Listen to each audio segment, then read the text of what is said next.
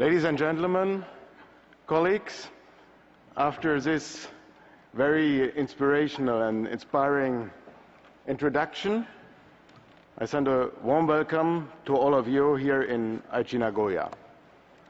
And without any hesitation, I declare the 10th meeting of the Conference of the Parties to the Convention on Biological Diversity open.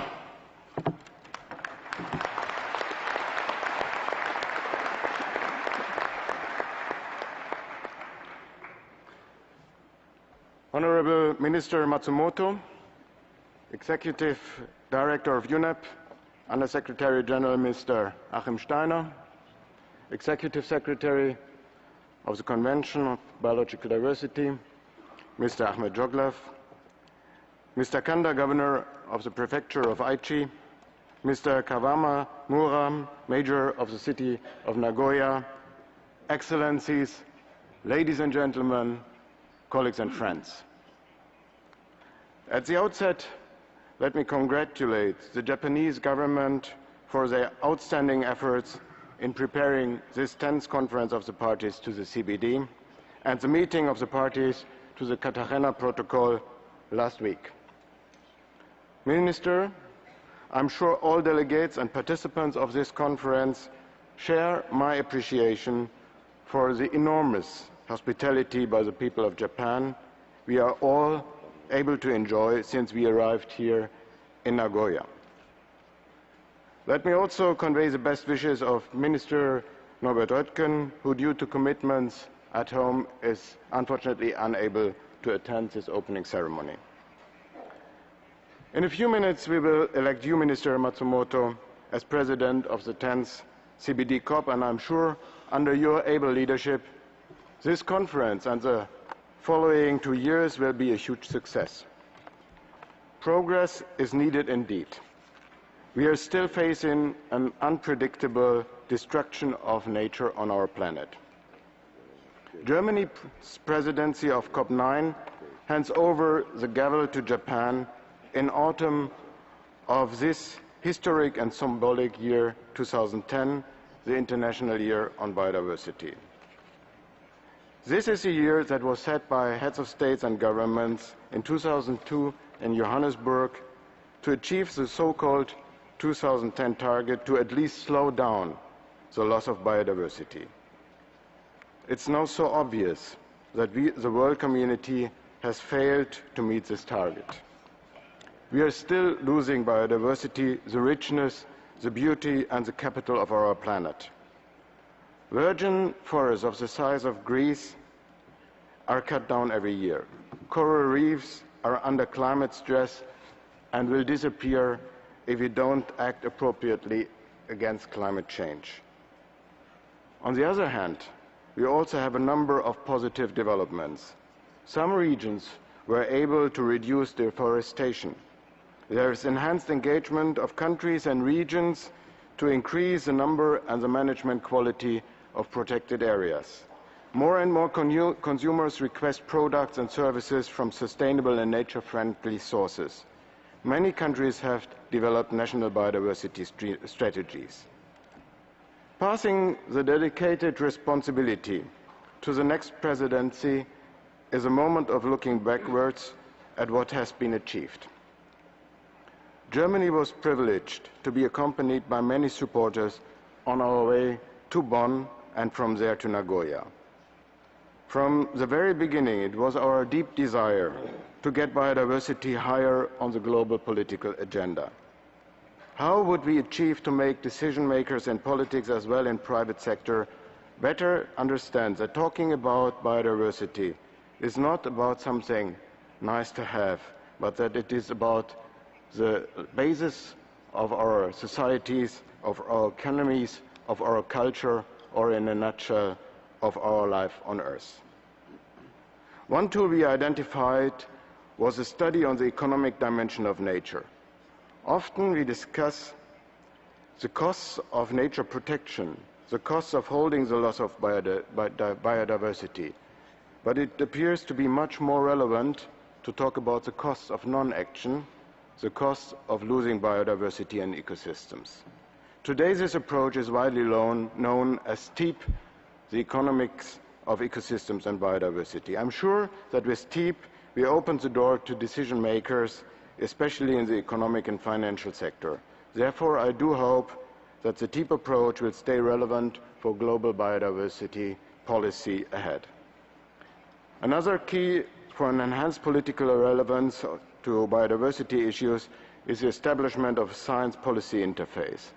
I'm very glad that after only 3 intergovernmental consultation meetings under the leadership of UNEP, an agreement for the establishment of the International Platform on Biodiversity and Ecosystem Services was achieved. I'm sure that the new platform will have a similar positive impact on global biodiversity policies as the IPCC had on global climate change policies. Germany will stay committed to IPBES, and we do hope that the new body, after finalizing the negotiations in New York, can start to work in the course of next year. Ladies and gentlemen, we are at the beginning of COP10, a conference of historical importance for the future of this convention. Among the many important issues, the final negotiation of an ABS protocol, as well as the adoption of the strategic plan and its appropriate financing, will be in the core of next week's negotiations.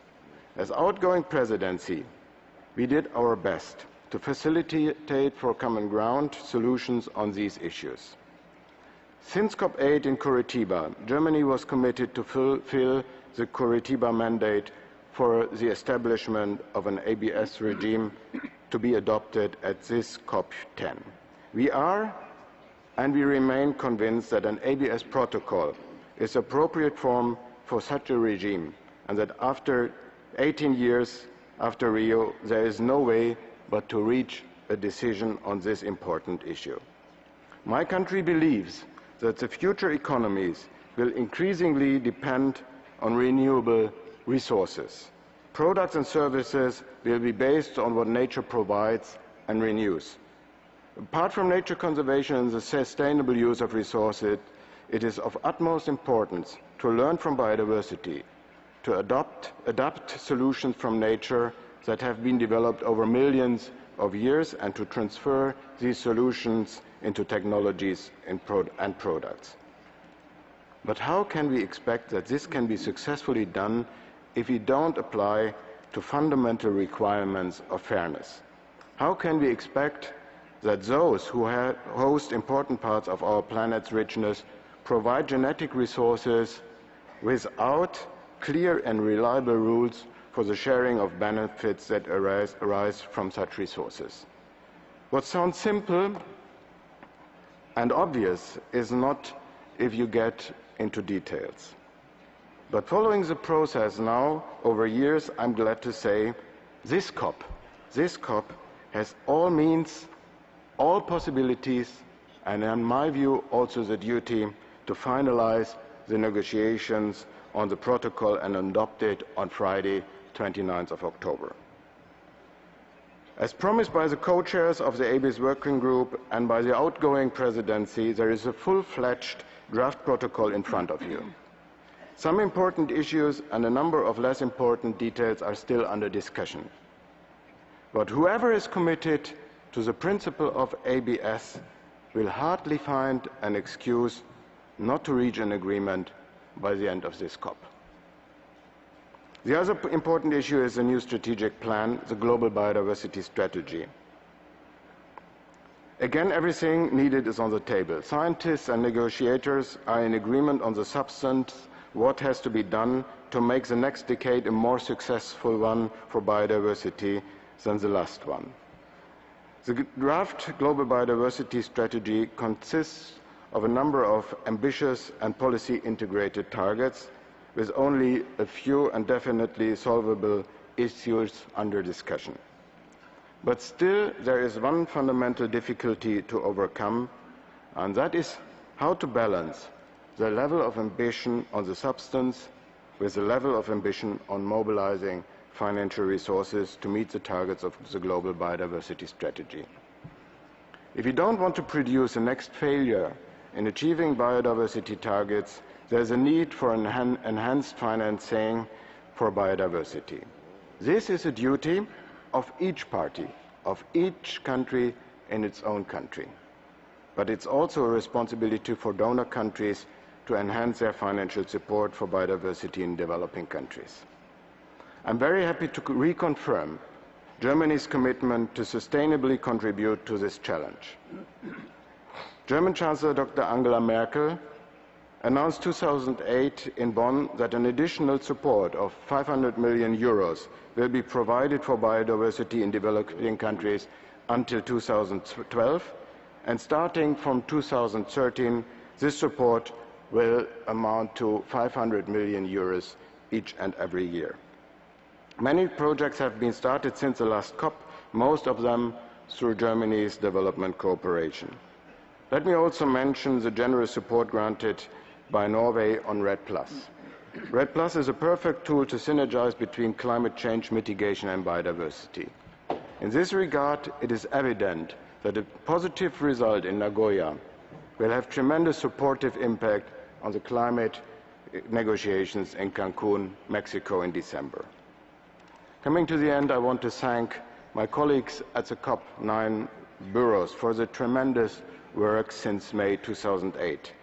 I want to thank the ABS co-chairs, Fernando Casas and Timothy Hodges, the Substar chair, and through him, Spencer Thomas, to the Substar Bureau, the Secretariat with a wonderful team, an ambitious team, a skillful team under the leadership of Ahmed Joglev, UNEP, the UNEP team led by the Executive Director Achim Steiner, but last and not least, also my own colleagues at BMU, the Ministry of Environment in Germany, under the leadership of Nicola Breyer.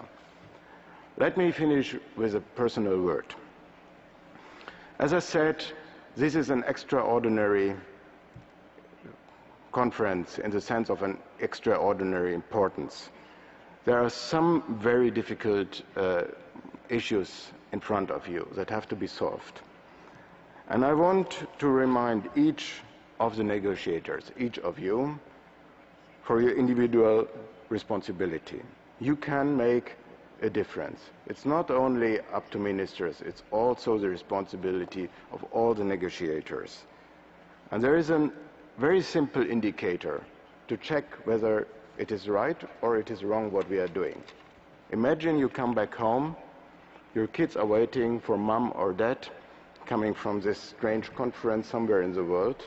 Try to imagine, can you explain what you have done here in Nagoya? Can you explain and can you justify what you have done? Was it about to be right or was it about to get right? Ladies and gentlemen, if you find an honest answer on this question, this conference will be a success. Arigato.